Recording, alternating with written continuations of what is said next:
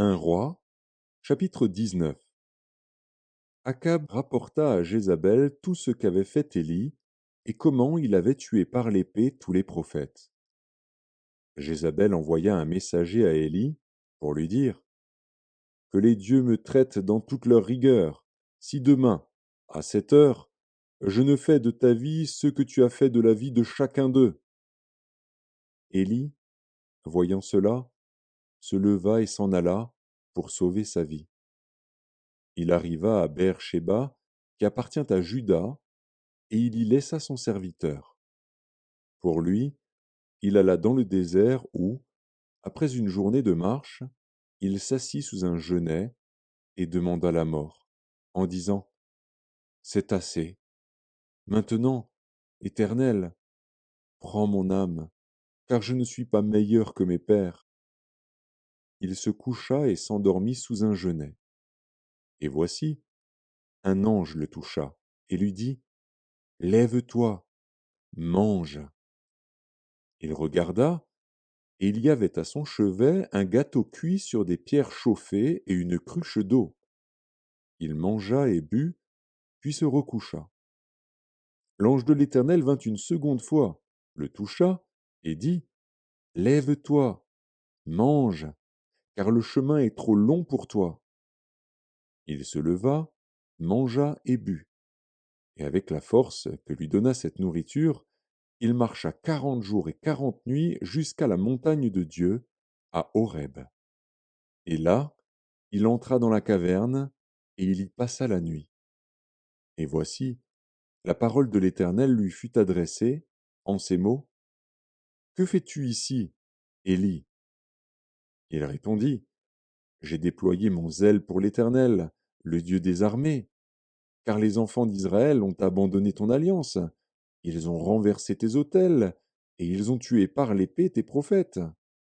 Je suis resté, moi seul, et ils cherchent à m'ôter la vie. » L'Éternel dit : « Sors, et tiens-toi dans la montagne devant l'Éternel. » Et voici, l'Éternel passa, et devant l'Éternel, il y eut un vent fort et violent qui déchirait les montagnes et brisait les rochers. L'Éternel n'était pas dans le vent. Et après le vent, ce fut un tremblement de terre. L'Éternel n'était pas dans le tremblement de terre. Et après le tremblement de terre, un feu. L'Éternel n'était pas dans le feu. Et après le feu, un murmure doux et léger. Quand Élie l'entendit, il s'enveloppa le visage de son manteau, il sortit et se tint à l'entrée de la caverne.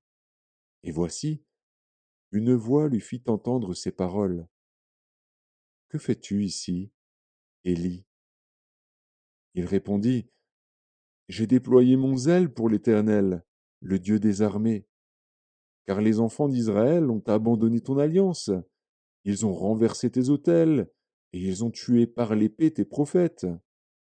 Je suis resté, moi seul, et ils cherchent à m'ôter la vie. » L'Éternel lui dit : « Va, reprends ton chemin par le désert jusqu'à Damas, et quand tu seras arrivé, tu oindras Hazaël pour roi de Syrie.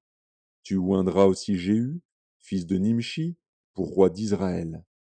Et tu oindras Élisée, fils de Shaphat, d'Abel-Méhola, pour prophète à ta place.